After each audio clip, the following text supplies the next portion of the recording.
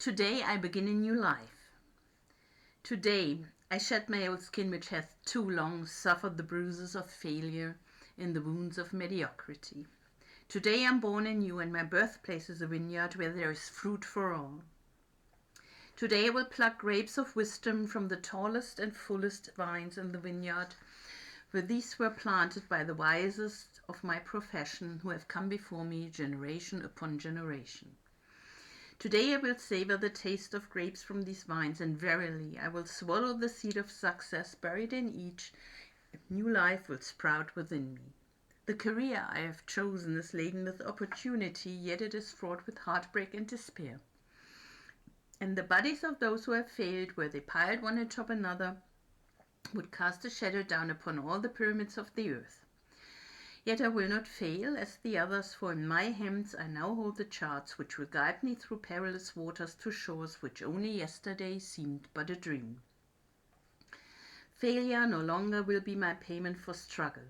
Just as nature made no provision for my body to tolerate pain, neither has it made any provision for my life to suffer failure. Failure, like pain, is alien to my life. In the past I accepted it as I accepted pain. Now I reject it, and I am prepared for wisdom and principles which will guide me out of the shadows into the sunlight of wealth, position, and happiness, far beyond my most extravagant dreams, until even the golden apples in the garden of Hesperides will seem no more than my just reward. Time teaches all things to him who lives forever. But I have not the luxury of eternity. Yet within my allotted time I must practice the art of patience, for nature acts never in haste. To create the olive, king of all trees, 100 years is required. An onion plant is old in 9 weeks. I have lived as an onion plant. It has not pleased me. Now I would become the greatest of olive trees, and in truth the greatest of salesmen. And how will this be accomplished? For I have neither the knowledge nor the experience to achieve greatness, and already I have stumbled in ignorance and fallen into pools of self-pity. The answer is simple. I will commence my journey unencumbered with either the weight of unnecessary knowledge or the handicap of meaningless experience. Nature already has supplied me with knowledge and instinct far greater than any beast in the forest. And the value of experience is overrated, usually by old men who nod wisely and speak stupidly. In truth, experience teaches thoroughly, yet her course of instruction devours men's years, so the value of her lessons diminishes with the time necessary to acquire her special wisdom.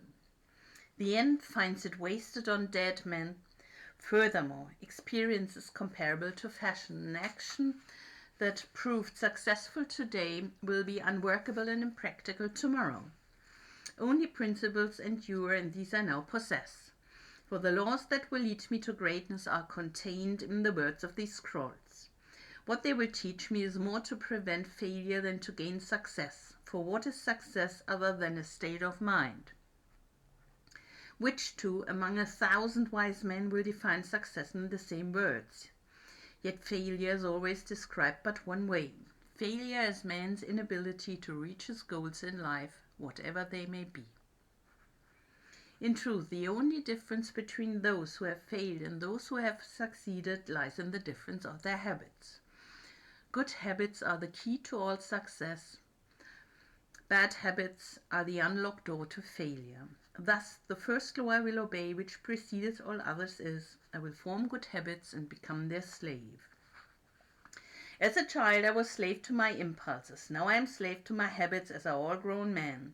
I've surrendered my free will to the years of accumulated habits, and the past deeds of my life have already marked out a path which threatens to imprison my future. My actions are ruled by appetite, passion, prejudice, greed, love, fear, environment, habit. And the worst of these tyrants is habit. Therefore, if I must be a slave to habit, let me be a slave to good habits. My bad habits must be destroyed and new furrows prepared for good seed. I will form good habits and become their slave. And how will I accomplish this difficult feat? Through these scrolls it will be done. For each scroll contains a principle which will drive a bad habit from my life and replace it with one which will bring me closer to success. For it is another of nature's laws that only a habit can subdue another habit.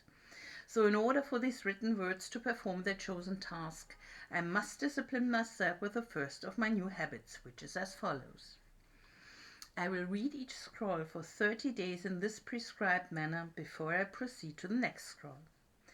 First, I will read the words in silence when I arise, and then I will read the words in silence after I have partaken of my midday meal. Last, I will read the words again just before I retire at day's end. And most important, on this occasion, I will read the words aloud. On the next day, I will repeat this procedure and I will continue in like manner for 30 days. And then I will turn to the next scroll and repeat this procedure for another 30 days. I will continue in this manner until I have lived with each scroll for 30 days and my reading has become habit. And what will be accomplished with this habit? Herein lies the hidden secret of all man's accomplishments. As I repeat the words daily, they will soon become a part of my active mind. But more important, they will also seep into my other mind, that mysterious source which never sleeps, which creates my dreams and often makes me act in ways I do not comprehend. As the words of these scrolls are consumed by my mysterious mind, I will begin to awake each morning with a vitality I have never known before. My vigor will increase, my enthusiasm will rise, my desire to meet the world will overcome every fear I once knew at sunrise. And I will be happier than I ever believed it possible to be in this world of strife and sorrow. Eventually, I will find myself reacting to all situations which confront me as I was commanded in the scrolls to react. And soon these actions and reactions will become easy to perform, for any act with practice becomes easy. Thus, a new and good habit is born, for when an act becomes easy through constant repetition, it becomes a pleasure to perform, and if it is a pleasure to perform, it is man's nature to perform it often. When I perform it often, it becomes a habit, and I become its slave, and since it is a good habit, this is my will. Today I begin a new life. And I make a solemn oath to myself that nothing will retard my new life's growth. I will lose not a day from these readings, for that day cannot be retrieved, nor can I substitute another for it.